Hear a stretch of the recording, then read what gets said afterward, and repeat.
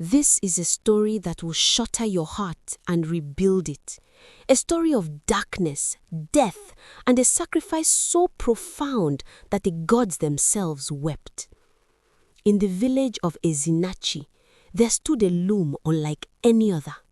A loom that wept blood once every year, and with every drop of blood that fell from its threads, a young weaver died. No one knew why. No one dared to question it, except one courageous girl named Adanna. What she discovered would shake the entire village to its core, and what she chose to do would change their destiny forever. Don't skip a single word. This is a story you will carry in your soul forever. Once upon a time, in a village called Ezinachi, there stood a cursed loom that no one dared to touch. This loom wept crimson blood once every year during the harvest moon, and whenever it bled, a young weaver in the village would die. Year after year, the people of Ezinachi lived in absolute terror. Families would lock their daughters away, forbid them from even looking at thread or fabric, desperate to save them from the curse. But it made no difference. The loom always found its victim. The bleeding of the loom became a nightmare that haunted every household, a dreadful tradition that continued for generations, casting a dark shadow over their lives. In that same village lived a young girl named Adanna. She had lost her mother just 3 years ago to the curse. Her mother had been a weaver, one of the finest in the land, and when the loom bled that terrible year, she was found dead at her own loom, her fingers still tangled in blood-soaked threads, her eyes frozen wide with terror. Adanna now lived with her grandmother, Mama Neka, and her younger sister, Ngozi. Adanna often sat in painful silence, her mind consumed by dark questions. She would stare at the abandoned loom in their compound, her mother's loom, now covered with white cloth and considered cursed, and wonder, how did that evil loom come into existence?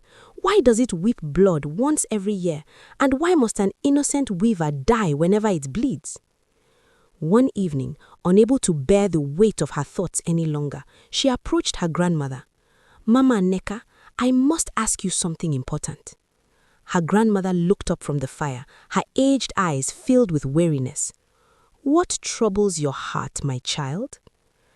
Mama Neka, why does the cursed loom bleed every year? And why must a weaver always die when it happens?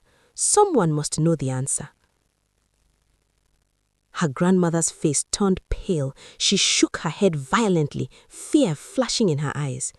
My child, I do not know. That loom has been bleeding before I was born, before my mother was born. No one remembers how it began, only that it continues year after terrible year. But Mama Neka, Adanna pressed, her voice trembling. I am afraid.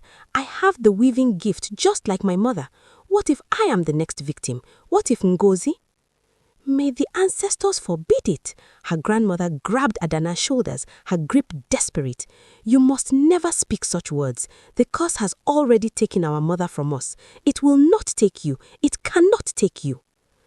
But where are the gods, Mama Neka? Adanna cried, tears streaming down her face. Why don't they stop the loom from bleeding? Why do they allow innocent weavers to die? Why don't they protect their own children? Her grandmother gasped and covered Adanna's mouth with her hand, looking around fearfully, as if the shadows themselves might be listening. Quiet, child. Do not question the gods. Such talk brings only trouble. The walls have ears, and the spirits are always listening. Please, for your own safety, speak no more of this. But that night, Adanna could not sleep. While Ngozi slept peacefully beside her, Adanna sat by the window, staring into the darkness, her heart heavy with unanswered questions. The image of her mother's dead body haunted her. She remembered that terrible morning, the screams, the blood, the way her mother's fingers had been twisted in the blood-soaked threads, her eyes frozen wide with terror. How did the cursed loom come into being? Why does it weep blood once every year? And why has no one ever stopped it? The mystery was suffocating. But deep in Adanna's heart, something stirred, a desperate need to uncover the truth, no matter what it cost her. The next morning, Adanna went to the village well to fetch water. On her way, she encountered Mama Obi, one of the oldest women in Ezinachi, a woman who had witnessed countless deaths over the decades. "Good morning, Mama Obi," Adanna greeted respectfully. "Blessings to you, child. You are up early today." Adanna hesitated, then gathered her courage. "Mama Obi, may I ask you something about the cursed loom?" The old woman's face darkened. She looked around nervously before speaking in a low whisper. "What do you want to know, child? How did it begin? The curse, the bleeding, the deaths? Someone must remember." Mama Obi's eyes filled with tears. "Oh, my child, you ask questions that have no good answers. I have lived in this village for 72 years. The loom was bleeding before I was born, before my mother was born. No one remembers how it began, only that it continues year after terrible year." "But Mama Obi," Adanna pressed, her heart sinking, "is there no one who knows the truth?" The old woman placed a wrinkled hand on Adanna's cheek. "If you seek answers, child, there is only one person who might help you, the king. He is old, older than me, and his family has ruled Ezinachi since before the curse began. If anyone knows the secret of the bleeding loom, it is him." Hope sparked in Adanna's chest. "Thank you, Mama Obi, thank you." Without telling anyone, Adanna set out for the king's palace. Her heart pounded with each step. This was bold. This was dangerous. But she had to know. The palace guards tried to stop her at the gates. "Where do you think you're going, little girl? You cannot simply walk into the king's presence." But an older guard studied Adanna's determined face and said, "Wait, look at her eyes. This child has lost someone to the curse. Let her speak." They led her through the grand corridors until she stood before the throne.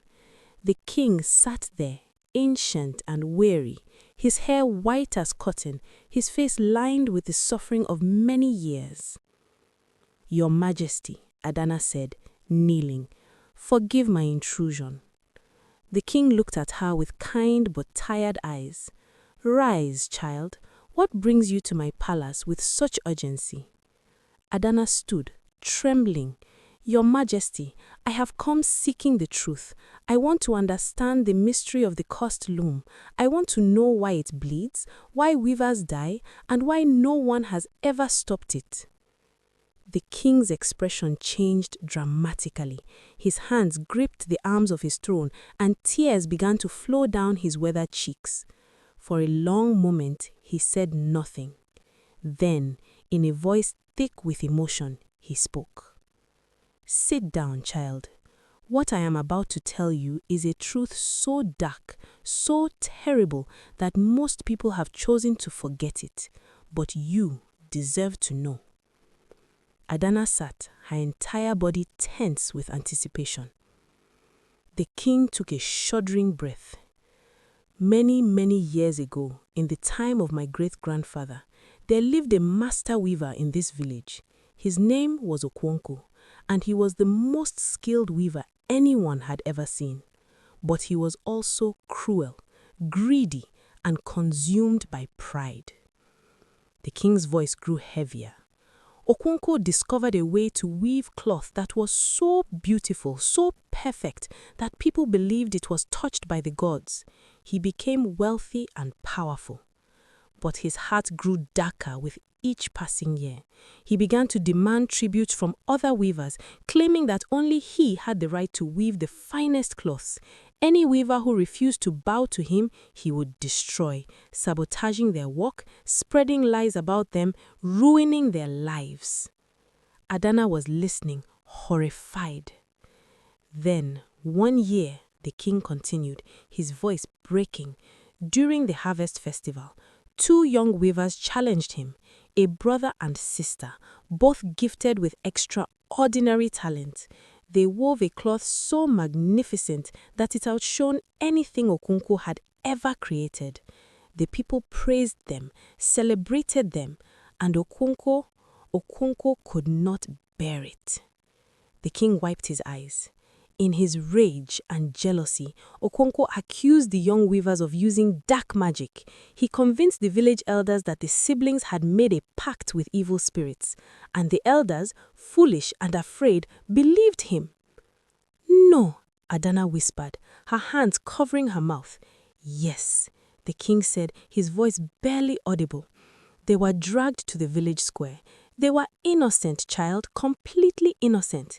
They screamed their innocence, begged for mercy, proclaimed their love for their craft and their people, but no one listened. Okonko demanded their deaths, and the village obeyed. Tears were streaming down Adanna's face now.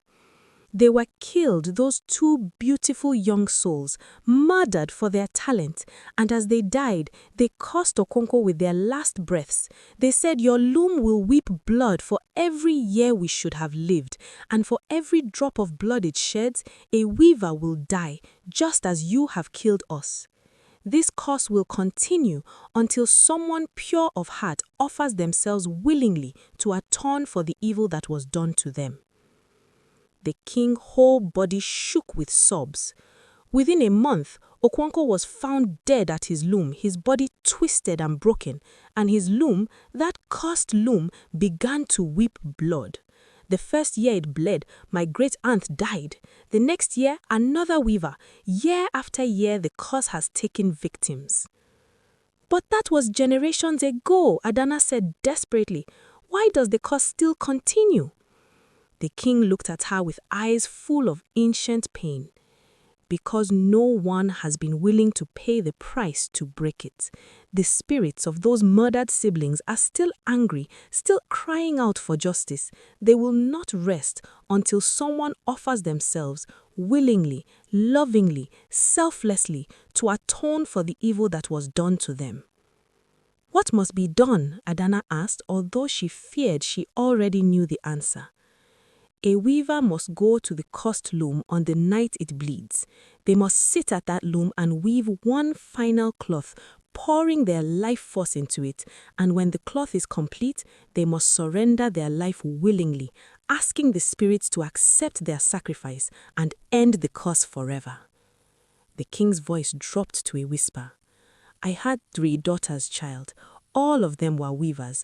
All of them were taken by the curse before they reached 20 years of age. My wife died of grief after losing our last daughter. The curse destroyed my family. It has destroyed countless families." Adanna was weeping openly now. "Your Majesty, I am so deeply sorry for your pain." The king reached out and touched her head gently. "Go home, child. Live your life. Do not throw it away for a curse that has already taken too much." But Adanna stood, her decision already forming in her heart. "Thank you, Your Majesty. Thank you for the truth." She ran from the palace, her mind reeling. By the time she reached home, her grandmother and Ngozi were frantic with worry.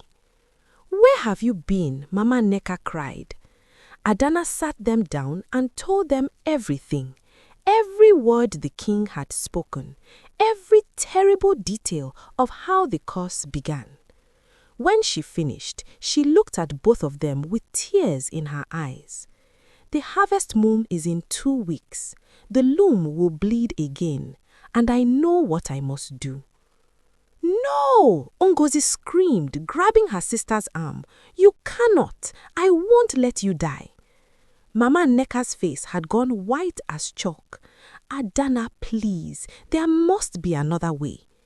"There is no other way," Adanna said, her voice steady despite her tears. "Mama Neka, you've already lost your daughter, my mother, to this cause. Do you want to lose Ngozi too? She has the weaving gift. Next year or the year after, she could be the one who dies, or it could be me or any other innocent weaver. This curse has to end." "But why you?" Mama Neka sobbed. "Why must it be you?" Because I am willing, Adanna said simply. Because I have seen what this curse does. Because I cannot live in fear anymore, and I cannot watch others die when I have the power to stop it. She turned to Ngozi, taking her sister's hands. Little sister, you have only 14. You have your whole life ahead of you. You will fall in love, have children, weave beautiful things without fear. But only if I do this, only if I end the curse now. I don't care about any of that, Ngozi wailed. I just want you to stay. You're all I have left. Adanna pulled her sister into a tight embrace. You will always have me. Even after I'm gone, I will always be with you. Every time you sit at a loom, every time you weave, you will feel me there, I promise. The next 2 weeks were the most agonizing of their lives. Mama Nneka begged Adanna daily to reconsider. Ngozi clung to her sister constantly, as if her physical presence could prevent what was coming. But Adanna remained resolute. She had made her choice. She spent her final days visiting everyone she loved. She went to the families of weavers who died to the curse and told them what she planned to do. Many tried to stop her, but others wept with gratitude, blessing her name. She visited her mother's grave and spoke to her. Mama, I'm going to end the curse that took us from you. I'm going to make sure no other daughter dies the way you did. Watch over me, Mama. Guide my hands when the time comes. On the night before the harvest moon, Adanna could barely breathe. Fear gripped her heart, but so did determination.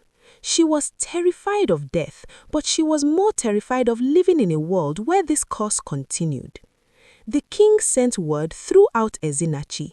The elders gathered, the entire village assembled, their faces grim with sorrow and hope. When the harvest moon rose, full and blood-red in the sky, Adanna walked to the place where the cursed loom stood. It was in an abandoned compound at the edge of the village, a place everyone avoided. The loom sat there in darkness, ancient and malevolent, and it was bleeding. Crimson drops fell from its threads onto the dust below, each drop sizzling as it hit the ground. Adanna's whole body shook as she approached it. Behind her, she could hear Ngozi's desperate sobs, Mama Nneka's prayers, the whispered fears of the villagers. The king stepped forward. Child, before you do this, I must ask, do you go willingly, without force, without resentment? Adanna turned to face him, tears streaming down her face. Your Majesty, I am terrified. I don't want to live. I want to grow old, to have children, to weave beautiful things for many more years. But I choose this. I choose it willingly, with love for my sister, for all the weavers who will come after, for all the families who will never have to feel this pain again. She turned to Ngozi, looking at her one last time. Little sister, promise me something. Anything, Ngozi sobbed. Promise me to live, really live. Don't let grief destroy you. Weave beautiful things. Be happy. That's how you honor me, not by mourning forever, but by living fully. Then Adanna turned to the cursed loom. She sat before it, her hands trembling as they touched the blood-soaked threads. The loom was warm, unnaturally so, and she could feel something ancient and angry within it.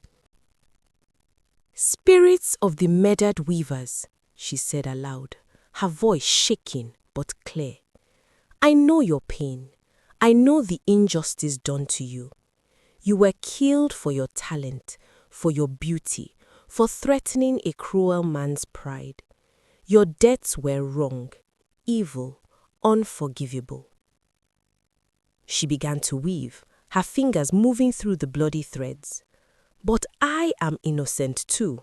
So were all the weavers who have died because of this curse. So is my sister.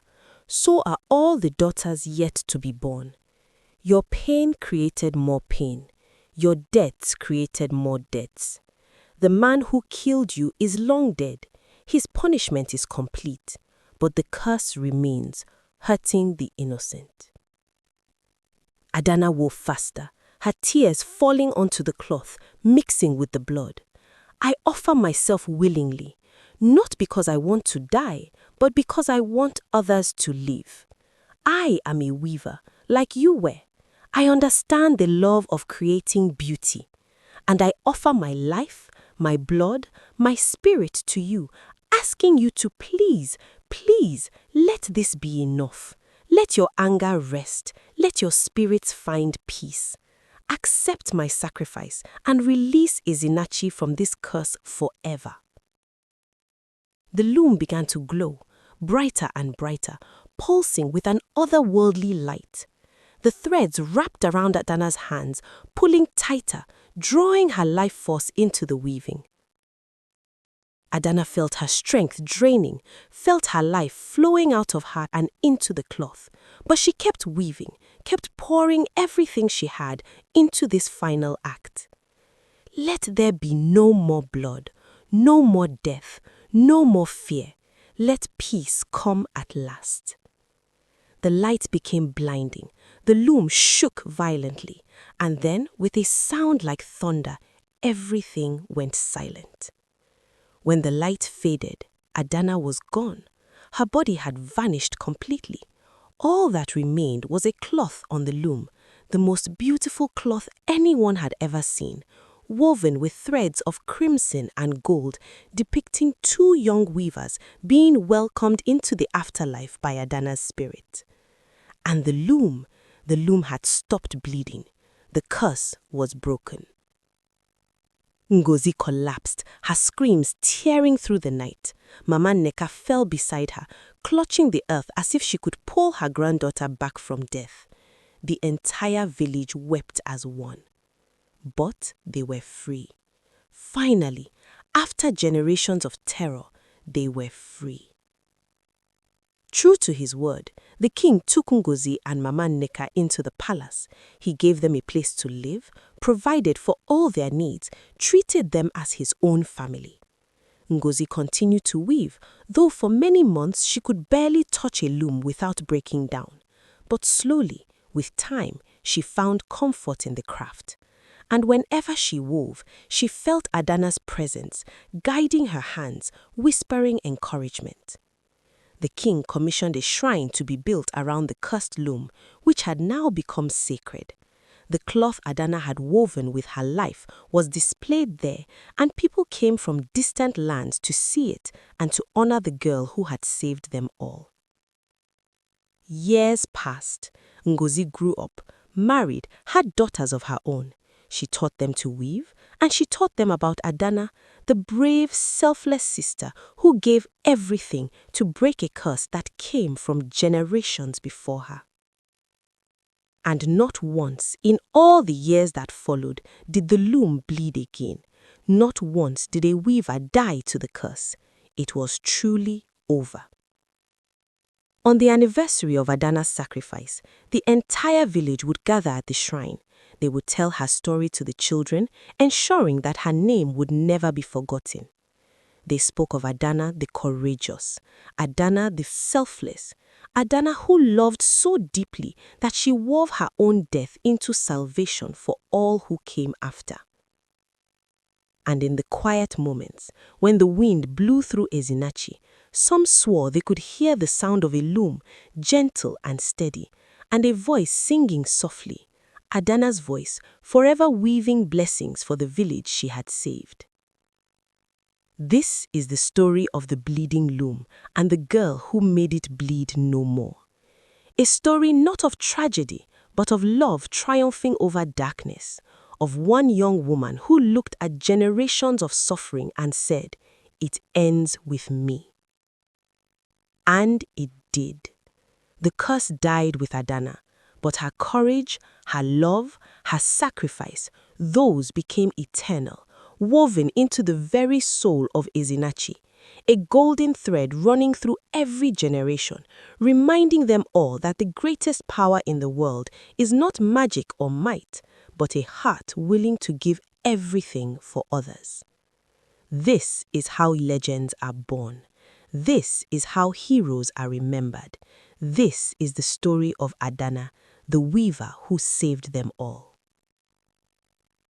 If you enjoyed the story, please hit the subscribe button, like, comment and share for more interesting and educating folktale stories. Bye!